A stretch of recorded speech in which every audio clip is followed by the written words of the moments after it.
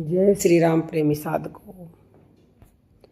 बहुत लोग कहते हैं हम नाम जप करते हैं पर मन नहीं लगता, और कुछ कहते हैं हम तो भूल ही जाते हैं। सच यह है कि जब तक जप करना पड़ता है तब तक वह अजपा नहीं है। अजपा जप वह अवस्था है जहाँ आप नहीं जपते, जप आपको जपता है।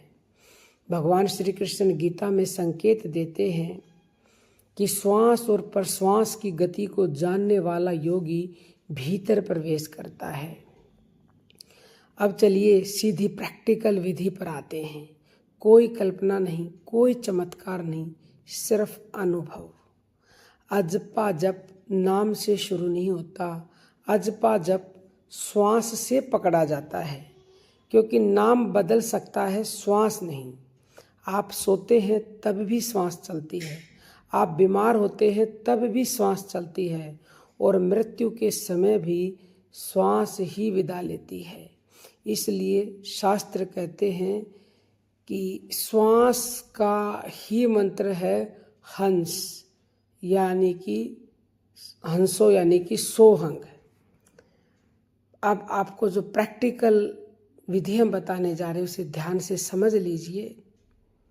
सीधे बैठ जाना है, पीठ सीधी, शरीर ढीला, आंखें बंद कर सकते हैं या खुली भी छोड़ सकते हैं।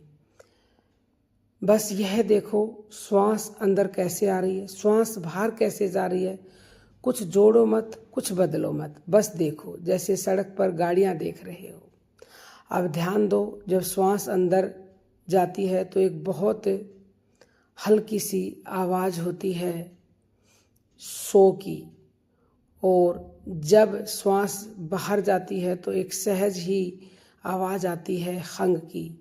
इसे बोलना नहीं है, इसे मन से दोहराना भी नहीं है, बस सुनना है। जैसे पंखा चल रहा होता है, आप उसे घुमाने की कोशिश नहीं करते, बस उसकी आवाज़ सुन लेते हैं। ठीक वैसे ही श्वास चल रही है, नाम उसके साथ अपने आप जुड़ा है। एक अजीब बात होगी, कभी आप श्वास देख रहे होंगे, कभी भूल जाओगे, फिर अचानक याद आ जाएगी। यही सही प्रक्रिया है।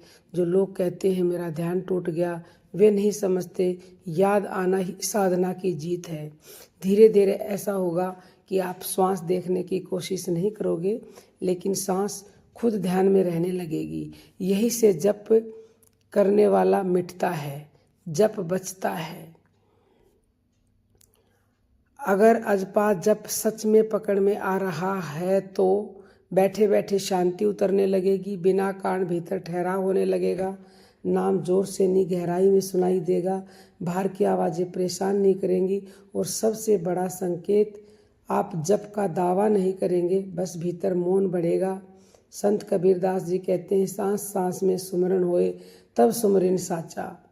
सबसे बड़ी भूल जो 90% लोग करते हैं, नाम पकड़ने की कोशिश करते हैं, मन से जोर लगाते हैं और जल्दी अनुभव चाहते हैं। याद रखो, अजपा जब प्रयास से नहीं अनुमति से उतरता है। आप बस रास्ता साफ करते हो, नाम खुद चलने लगता है।